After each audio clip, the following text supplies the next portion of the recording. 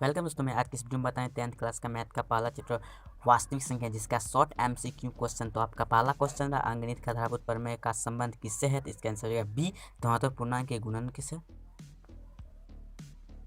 दो धनात्मक पूर्णांक ए और बी के लिए एचसीएफ गुणे एलसीएम बराबर क्या होगा। तो इसका आंसर होगा बी, ए गुणे बी। यदि p कोई प्रभात अभाज्य संख्या है और p, a स्क्वायर को विभाजित करता है तो p, a को क्या करेगा। इसका आंसर होगा b, विभाजित। दो धनात्मक पूर्णांक a और b हो तो a बराबर b q plus r, r बराबर 0 तो a और b का एचसीएफ होगा। तो इसका आंसर होगा सी, बी होगा।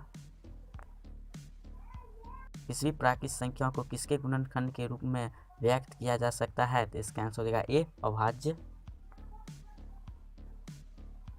यूक्लिड विभाजन एल्गोरिथ्म किसके विभाजन से संबंधित है। तो इसका आंसर सी, पूर्णांक।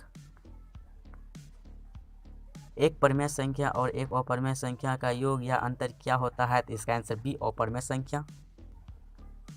√2 एक अपरिमेय संख्या है, यह यद्यपि किस तकनीक पर आधारित है। तो इसका आंसर हो जाएगा सी, विरोधी विधि पर।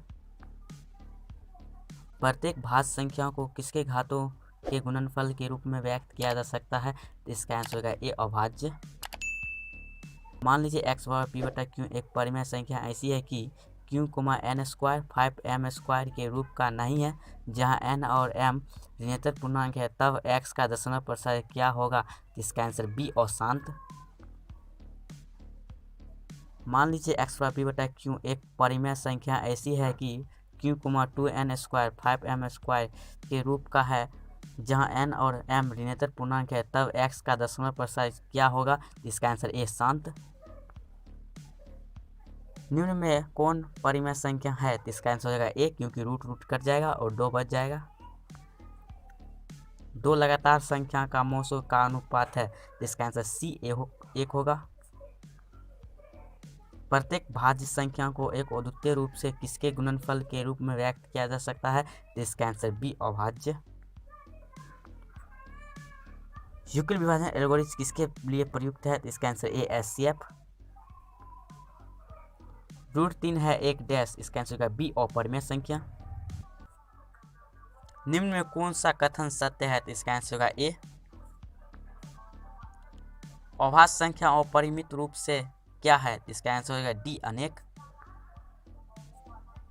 तीन संख्या का गुणनफल उनके एचसीएफ और एलसीएम के गुणनफल के क्या होता है। तो इसका आंसर ए, बराबर नहीं होता है। बी, असमान है। बराबर नहीं होता या असमान है, बात तो एक ही है, इसलिए इसका सी एवं बी दोनों हो जाएगा। सबसे छोटी भाज्य संख्या है। तो इसका आंसर बी, 4। यूक्लिड विभाजन एल्गोरिथ्म को क्या क्या कहा जाता है। तो इसका आंसर ए, कलन विधि, बी, एल्गोरिथ्म, सी, लंबी विभाजन, डी, इनमें से सभी। पाई कौन सा संख्या है। तो इसका आंसर होगा डी, अपरिमेय। सबसे छोटी अभाज्य संख्या है। तो इसका आंसर होगा सबसे छोटी अभाज्य संख्या है। तो इसका आंसर हो जाएगा ए, 2 होगा। यदि ए और बी अभाज्य संख्या है तो ए और बी का लोसो है। तो इसका आंसर सी, ए गुने बी। एक शून्येतर परिमेय संख्या और एक अपरिमेय संख्या का गुणनफल या भागफल क्या होगा। तो इसका आंसर बी, अपरिमेय संख्या। गणित का राजकुमार किसे कहा था। इसका answer D, Karl Frederick Gauss. प्रेमिका एक क्या कथन है। तो इसका आंसर ए, सिद्ध। बी, अन्य कथन को सिद्ध करता है। तो इसका आंसर सी एवं बी दोनों हो जाएगा। सबसे छोटी भाज्य संख्या और सबसे छोटी अभाज्य संख्या का मोसो होता है। तो इसका आंसर ए, 2। निम्नलिखित में कौन अभाज्य संख्या है। तो इसका आंसर बी, 23।